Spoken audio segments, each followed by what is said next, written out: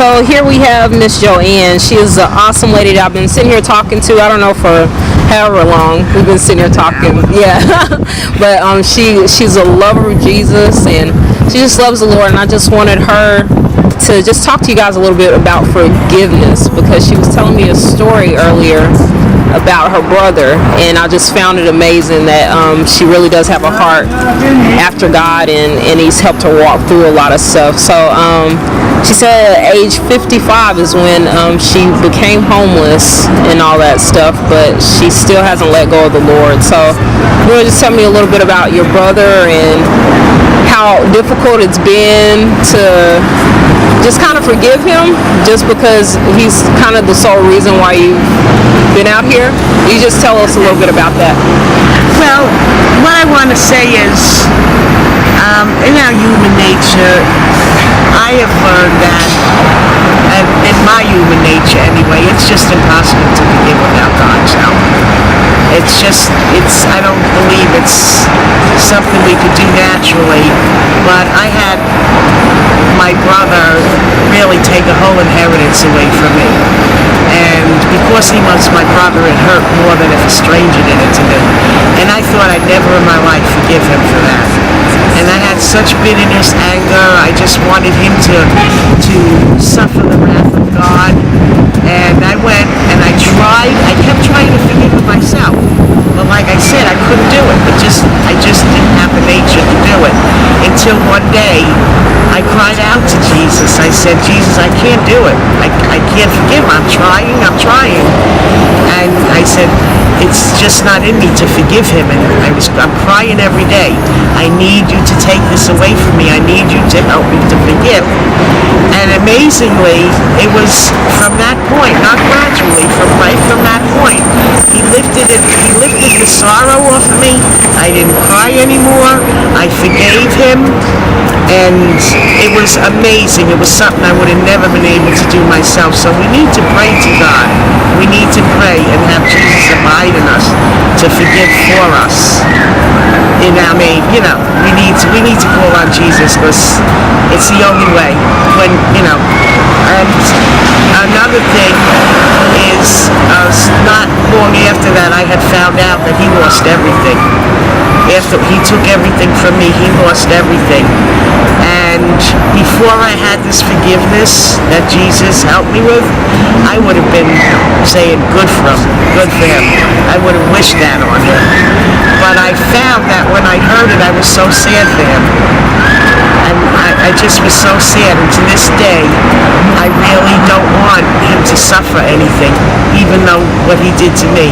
And that's Jesus, that's not me. Because I don't have that. I'm not that wonderful to say, oh, he did that to me, so I want his life to be good anyway. No, without Jesus, I wouldn't think that way. And that's what I learned about forgiveness. And through the years, I couldn't understand how he wants us to forgive people, but how are we supposed to forgive them? Now I know how. Call on Jesus. That's the only way. That's awesome, Miss Joanne. So I don't know how that sounds. No, it sounds amazing. I mean, I sounded like. Alright, so I just got in from downtown Orlando. Currently at my cousin's house. Shout out to my cousin whose house this is. But anyway, I was taking my camera out because I want to just take some street photography, just do some street journalism. Anyway, while I was out there, I've noticed that, mind you, this is my first time in actual downtown Orlando, just hanging out by the lake. But I noticed in front of the library, there's a really large homeless community. And so I had parked in the parking garage that was right across the street from the library, but I was getting out and again, just going to take pictures, and this lady stood out to me. Her name was Miss Joanne. She had all of her luggage, and she had a little, those portable DVD players. She had one of those, and she had a book that was sitting on, which actually happened to be a Bible, and she was playing some music. So as she was walking by, or as I was walking by, I asked her, what she was listening to, and she was listening to John Lennon. She was very friendly, just very open, awesome lady, and she just started talking even more, and she was telling me how, yeah, she had a sack of oranges next to her. She was like, yeah, I've just been eating these oranges all day because I love my vitamin C. It's just been awesome. So I'm asking her, like, why are you eating a bunch of oranges? And she was like, yeah, somebody just blessed me with some oranges, so I guess God just wanted me to have oranges today. And so she starts talking about God. So of course I asked her if she was a Christian, and she says yes, and she's like, oh yeah, I love Jesus, you know. And she just starts talking. I told her I was a Christian as well, and so we were just sitting down just conversing about a bunch of different stuff. So we just kind of got in her story, and I just wanted to find out why she was homeless. And she went homeless actually at the age of 55, and she moved down here from New York. Both her parents were down here, and they passed away, and she was living and working here. And then she also had this inheritance from her parents. They died like within a year between each other, and her brother actually ended up stealing all the inheritance, and even the townhouse where she was living, it was in his name, and he like kicked her out. And it was just all this craziness that happened, and she ended up losing her job, and you know, she ended up on the street. Very crazy, you know, story. Just the fact that, you know, being homeless, you know, you have a pretty decent life up until the age of 55. And she was just talking to me about how she kind of looked down on homeless people. And I think a thing of, she just always felt like, you know, maybe they're all on drugs or drinking or whatever the case is, and it helped change her heart towards homeless people. So she was talking about, I know when I get out of the situation, I just have a different heart towards the homeless. And then she started speaking about her brother and how much unforgiveness she had towards him, because she, you know, was blaming him for the reason why she was on the street.